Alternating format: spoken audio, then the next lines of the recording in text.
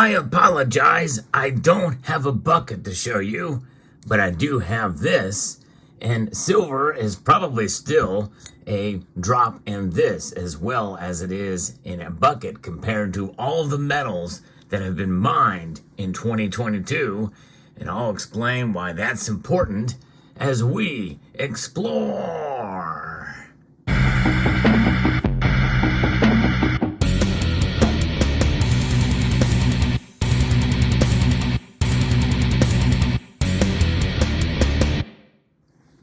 It's important to understand how much silver is out there above ground. It's also important to understand how much silver there is below ground.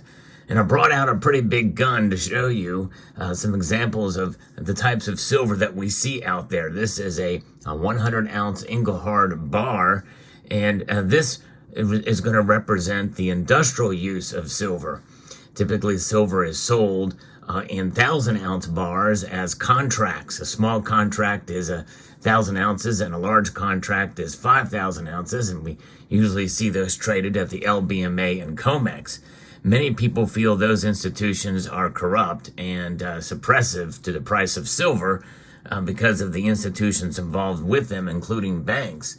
Nonetheless, it all boils down to supply and demand.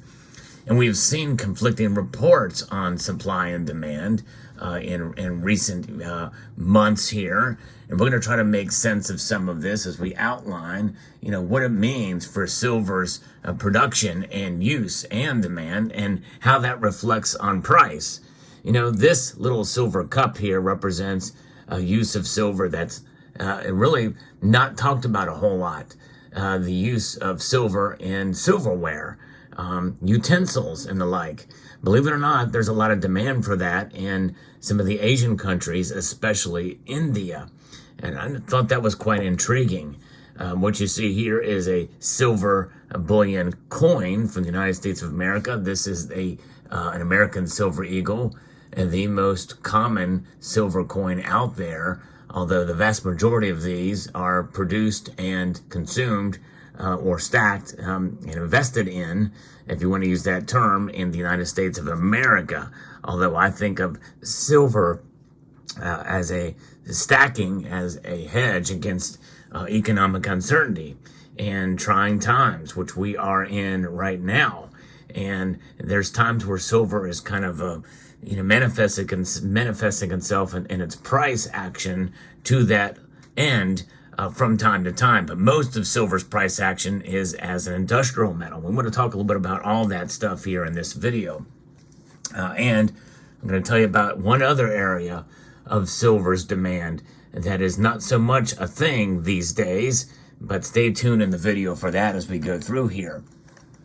I'm going to be referencing an infographic at first here from Visual Capitalist that talks about all the metals that have been produced and mined in 2022.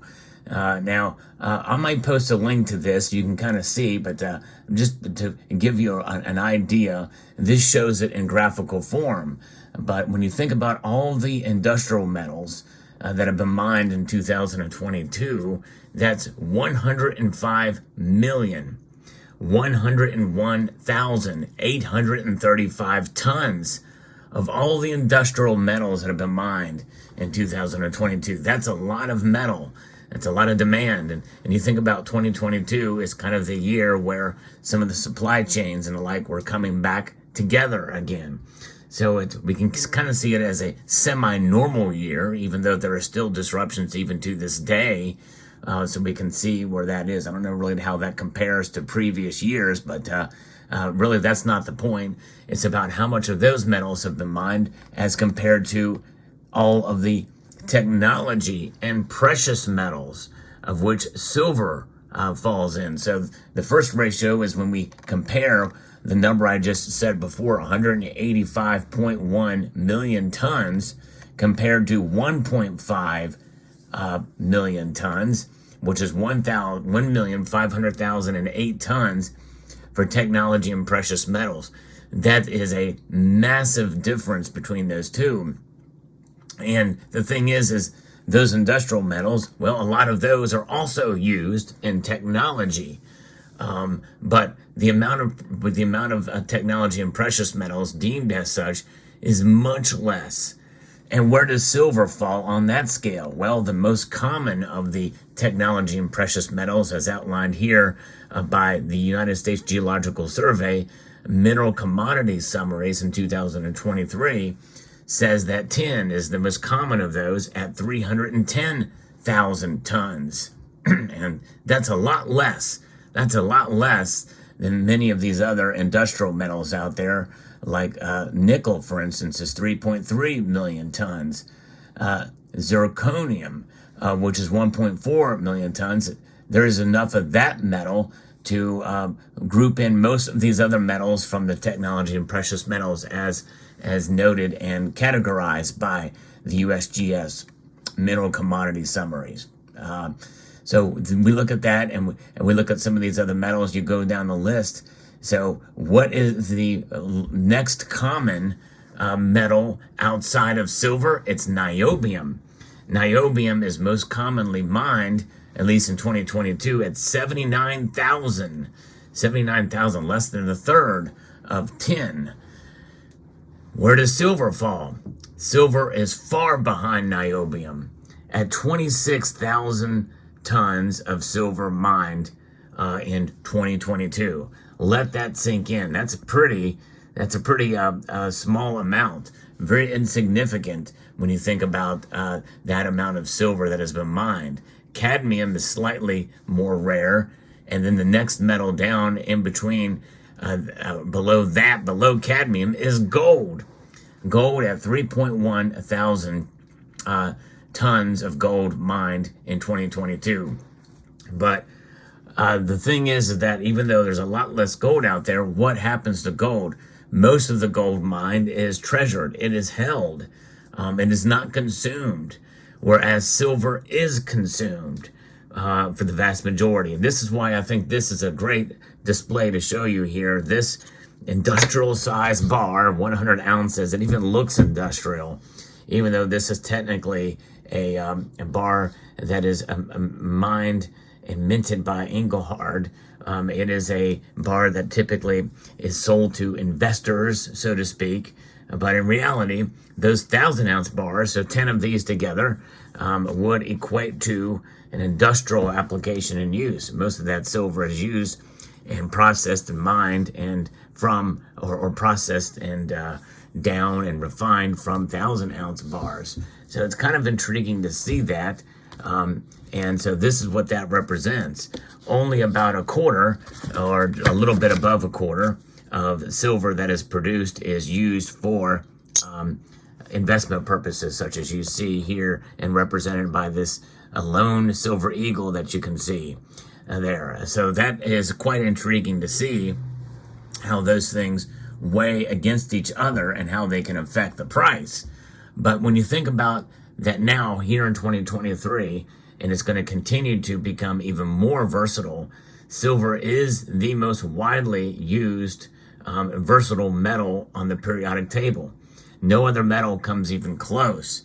Iron and copper are obviously used a lot, but they're used a lot in much fewer applications. Whereas silver, as we know, I've talked about jewelry and also silverware demand, which is something that we should take note of in places like India. And I think it accounted for much of the silver demand that we saw in India last year.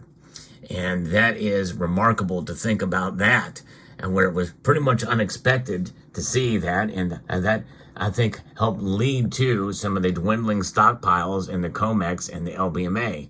And from some of the latest reports I've seen, that is actually starting to happen again. Could it be because of demand in India? I don't know. We'll certainly find out. But nonetheless, that is where we at. Now we're going to pivot and shift a little bit here to what is happening here with the forecast from Metals Focus and for the Silver Institute. I've touched on this before, but this article here from Kitco goes into a little bit more detail about what's going on. Record industrial demand will continue to dominate the silver market and will be the most significant factor behind the precious metals' third straight annual deficit, according to the latest update from Metals Focus. While industrial demand is expected to hit record highs this year, total global physical demand is expected to ease slightly to 1.14 billion ounces, down 10% from the record set in 2022. So that's the nuance here. That's the thing that I think is one of the reasons why the price is down, why the silver market has not popped up as much as we think it should. Gains in industrial applications will be offset by losses in all other key segments, the analyst at Metals Focus said in their updated research.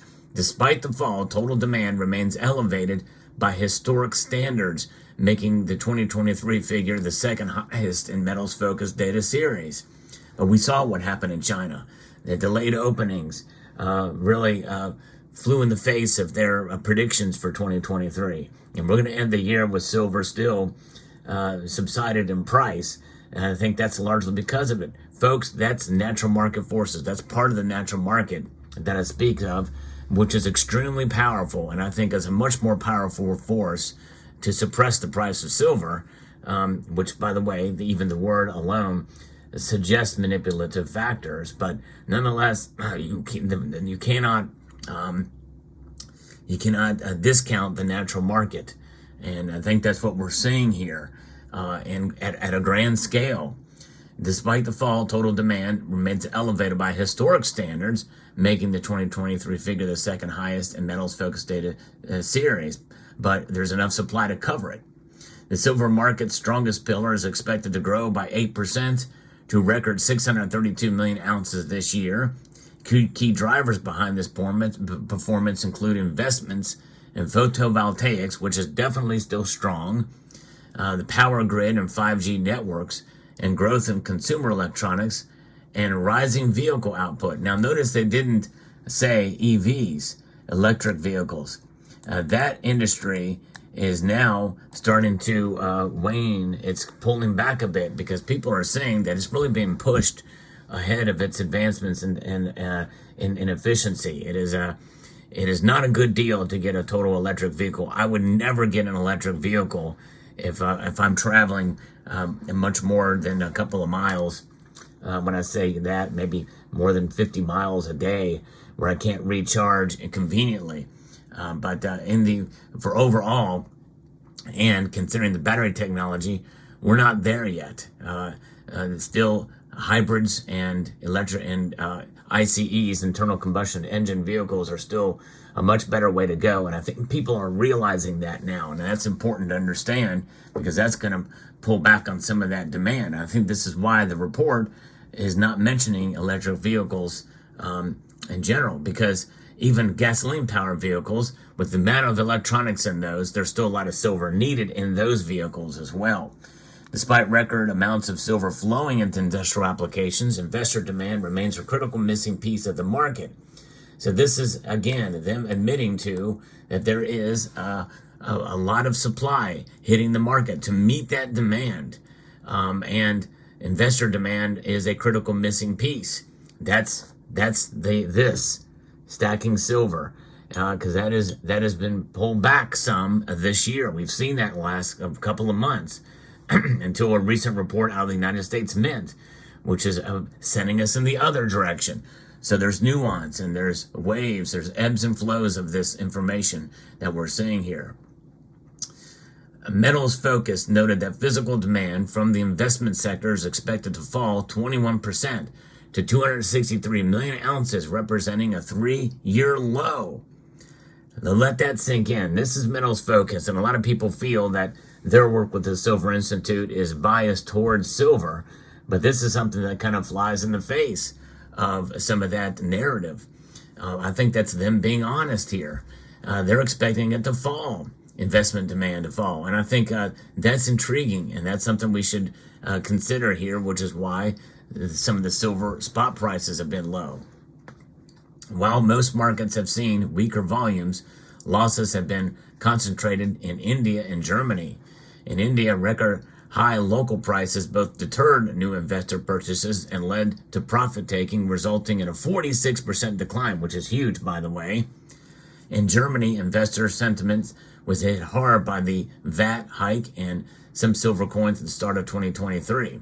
I don't think we can blame the COMEX and the big banks on this, in my view. Silver-backed exchange-traded funds, ETFs, also continue to weigh on investment demand. That's the derivatives market. That's merely the exposure to silver's price, not silver itself. And so, as in the case with 2022, the bulk of the year-to-date redemptions reflect continued monetary tightening and its consequential boost to yields, especially in real terms. And that's kind of holding the price down. Now, when you think about that, in the grand scheme of things, with a wide variety of uses, it would not take much to send that demand up higher than what supply can provide. And it all goes back to how silver is seen in the marketplace. But it wasn't that long ago when you think about it. In fact, in the grand scheme of history, we've been off of some sort of silver standard in one form or another. Notice I didn't say gold standard, because when you have a silver standard, you're talking about silver being the standard for money. And the standard for money, I think, is something that is quite intriguing, because it has only been since the mid-1960s that we've not used this as money. Silver coins, actually coins utilized with a great amount of silver, 90% or more, to be used for exchanges for goods and services. And I think that is quite intriguing and fascinating part of our history. Not only the history of the United States, as you see here in this constitutional silver, but what I refer to as spending silver as well. That's silver from countries around the world that was in coins to be used for transactions. And to me, that is fascinating to see. And I love that we can buy this stuff for our stacks. No, we don't go out and use these to spend for daily transactions. No way. We stack it as a way to save against economic instability. Yes, you can buy yourself a 100-ounce bar of silver, such as you see here, but most people can't afford to do it, and it'd be mostly impractical to have this in our stacks because it's not divisible. But constitutional silver is, and it can be bought relatively cheaply these days. Now, there are still some very high premiums, but you can find this stuff for under $20 a dollar as I record this video. And that's just it. If you don't have a whole lot of money to buy a 100-ounce bar, you can get yourself a silver dime, and you can even get yourself a silver dime like this, a mercury dime with a beautiful design on it for cheap. It's pretty amazing. You can get this thing. This thing will cost you under $2 in most local coin shops. So let that sink in. And every time you have one of these, you are empowering yourself for one of these. The quarters and the half dollars, all three of these, beautiful pieces and nice to have and add to your stack. Because in reality, in the grand scheme of things, silver supply is just a drop in the bucket compared to all the other metals out there, and is one of the rarest of the industrial metals that you can find in place. Let that sink in and continue and feel confident that you're doing the right thing in stacking silver, no matter the price. I'd like to extend a multitude of gratitude to each and every one of you for watching this video, and to encourage you to please rate, share, comment, and subscribe.